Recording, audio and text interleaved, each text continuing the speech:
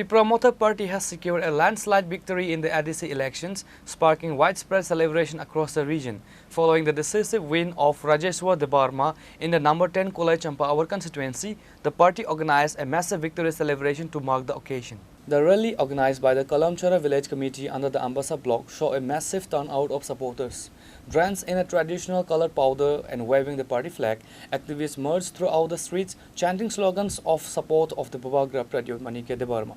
Addressing the gathering, Premlal, the president of the 47 Ambassa block, took a sharp aim at political rivals. Rajeshwar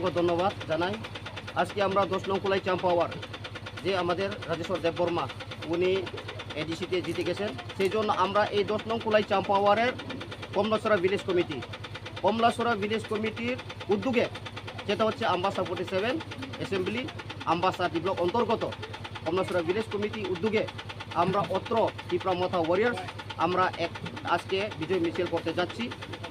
আমরা অনেক আনন্দিত খুশি, কেননা his highness মহারাজ উনির উপরে আমাদের বিশ্বাস আশ্বাস আছে। একমাত্র হিজ হাইনেস মহারাজ আমাদেরকে পার্মানেন্ট সলিউশন দিতে পারবে বলে এত লড়াই আমরা করেছি। এখানে বিজেপি থেকে শুরু করে বিভিন্ন আমাদের যারা অপোজিশন পার্টি রাজেশ্বর দেববর্মাকে পরাজিত করার জন্য অনেক আপ্রাণ চেষ্টা করেছেন।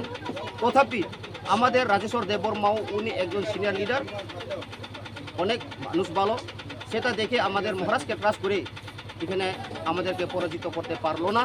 সেটা আমাদের আজকে আনন্দিত খুশি। এখানে অত্র আমাদের কমলাসরা ভিলেজ কমিটির সব জনগণকে নিয়ে আজকে আমরা আমাদের এই কমলাসরা ভিলেজ কমিটির যত জুরিডিকশন আমরা আজকে এই বিজয় মিছিল করছি। সেই জন্য আমরা মহারাজকেও ধন্যবাদ জানাই। আর আগামী দিনে ভিলেজ কমিটি আমাদের এই কমলাসরা 100% ত্রিপুরা মথার হাতেই হবে, এটা নিশ্চিত। The supporter expressed confidence that TIPRA Motha will remain victory 100% in the upcoming VC election. Bureau Report, Chini, Khorang.